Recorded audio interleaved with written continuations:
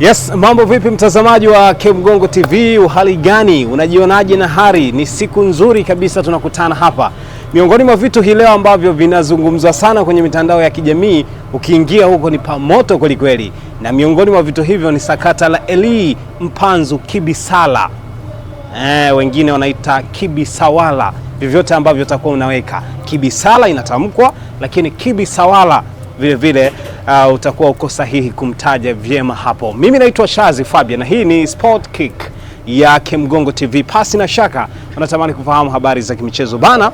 Kuhusiana na sakata hili la Elie Mpanzu kumekuwa na maswali mengi. Je, ni kweli ana lengo la kwenda Yanga ama ana mkataba na Yanga ama ana makubaliano ya awali na Yanga ama iko vipi? Kuhusiana na sakata hili bana, kiundani kabisa kwa mujibu wa utafiti mzito ambao nimeufanya, ni dhahiri shairi kwamba Elie Mpanzu hana mkataba na Young Africans. Zaidi yake ni kwamba Elie Mpanzu ana mkataba na Simba Sport Club. Na Elie Mpanzu, kama ulikuwa ufahamu ama ulisahau, ni kukumbushe, alijiunga na kikosi cha wekundu wa Msimbazi Simba Sport Club tarehe ya kwanza ya mwezi wa 10 mwaka 2024 na akasaini kandarasi ya miaka 3 ya kutumikia kikosi cha Simba Sport Club. Aliposaini pale, maana yake akawa mali halali ya Simba Sport Club. Kama unakumbuka vema, hakupata 11, 12 hapo mwishoni ndo akaanza kuonekana akicheza kwenye mechi za kimashindano, kutokana na kwamba walimsajili lakini hawakumweka kwenye mfumo kutokana na kuwepo kwa idadi ya wachezaji wengi wa kigeni ambao walikuwa tayari wameshawasajili kwenye mwezi wa 8. Kwa hiyo wakamsajili kama mbadala. Kibisala bana alitua Msimbazi kwa lengo la kuja kuongeza nguvu hasa kwenye safu ya ushambuliaji, akiwa kama sehemu ya kuhakikisha Simba inapotaka matokeo yeye anahusika moja kwa moja. Sakata hili amelitolea ufafanuzi pia afisa habari wa kikosi cha Simba Sport Club Ahmed Ali, akazungumza kwamba Elie Mpanzu ni mali halali ya Simba. Ni kweli kabisa. Kwa mujibu wa taarifa sahihi ama kwa mujibu wa kanuni zilizopo, mchezaji yoyote mwenye mkataba na timu husika ama timu fulani, mfano mchezaji na mkataba na kikosi cha Simba, tumchukulie Mpanzu huyu ambaye kwa sasa ameshika vichwa vya habari vingi sana, pengine akiwa amebakizwa miezi 6, akiwa amesaliwa na miezi 6 kwenye mkataba wake kuweza kutamatisha kwenye timu husika. Tuchukulia alikuwa na miaka 3 ambayo aliiweka pale Simba, akabakisha miezi 6, maana akawa na miaka 2.5. Anaruhusa ama anaruhusiwa kufanya makubaliano ya awali na klabu yoyote ambayo inamtaka, lakini sio kusajiliwa. Maana yake ana makubaliano ya kuweza kufanya maelewano ama kuzungumza na timu yote. Young Africans katika nyakati kadhaa walionekana kutuma scouti wao chini kwa lengo la kumchukua Mpanzu. Unafahamu utani wa Simba na Yanga haujaishia tu kwenye kutafuta ushindi kwa mechi husika, lakini pia wana lengo la kubomoana wao kwa wao. Yaani mchezaji wa Simba, yes, ni dhahiri kwamba Elie Mpanzu ni mchezaji wa Simba, lakini kulikuwa kuna maswali mengine ambayo yalikuwa naulizwa. Je, Mpanzu hawezi kwenda Yanga? Ndio swali ambalo lilikuwa naulizwa. Ukweli usiopingika ni kwamba mchezaji yeyote yule ana uwezo wa kutoka timu moja kwenda timu nyingine iwapo wakaafikiana na timu hiyo kimaslahi, lakini yeye akatamani ama akawa ameridhia kwenda timu hiyo.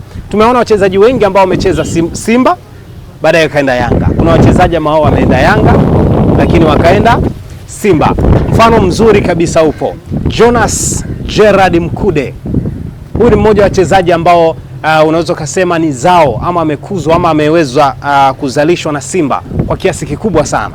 Lakini baada ya utumishi wake pale, mambo alipokuja kuwa sio kwa upande wake katika namba hiyo ama katika timu hiyo, akaamua kujiunga na Young Africans. Wala haikushitusha kwa sababu hizi timu zina ushindani wa hivyo kuchukuliana wachezaji, jambo la kawaida.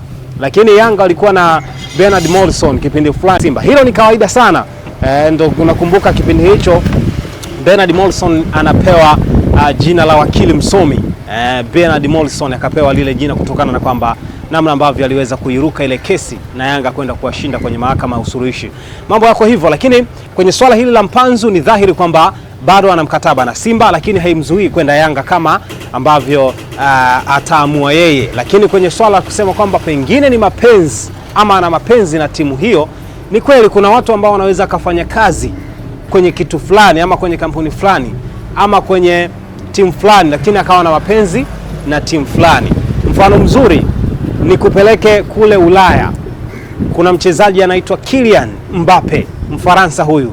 Kylian Mbappe wakati anachezea PSG, kwanza kabla hajaenda PSG alichezea timu inaitwa AC Monaco ya pale pale Ufaransa.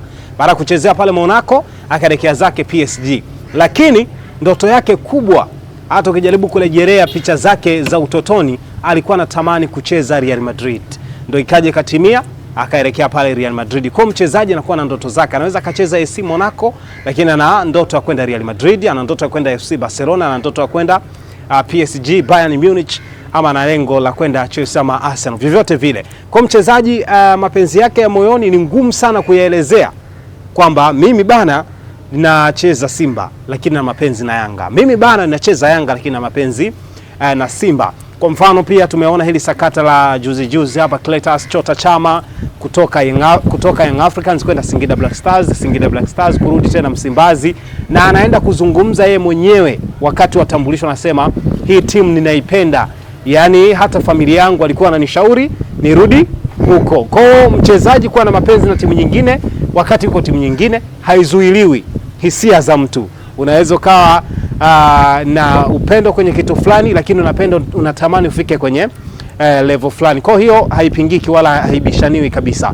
Elie Mpanzu ifahamike na nitimisho kusema ni mchezaji halali wa Simba, lakini haimzuii yeye kuwa na mapenzi na timu nyingine. Kwa hiyo hivyo kuhusiana na sakata hilo, Elie Mpanzu bana, kama ulikuwa ufahamu, alizaliwa mwaka 2002 na kwa sasa anakichapa Simba Sport Club. Amekipiga pia AC Vita Club ya pale Kongo, na sasa yuko pale Simba Sport Club. Lakini kuondoka ama kusalia ni swala lake binafsi na maslahi yake binafsi, lakini haliwezi likanishangaza Mpanzu kaelekea upande mwingine. Tumemwona Mohamed Hussein amekaa muda mrefu Simba akaenda Yanga.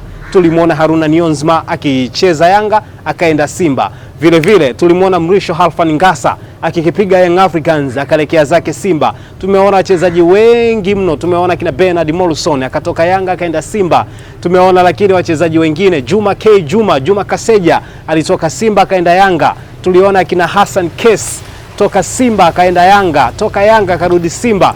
Tumeona wachezaji wengi mno. Kibabage ametoka Yanga ameenda Singida ameenda Simba. Kwa ni swala ambalo linawezekana kabisa na hakuna ambaye anaweza kalipinga zaidi ya maamuzi ya mtu. Asante kwa kuendelea kututazama. Hii ni Kemgongo TV.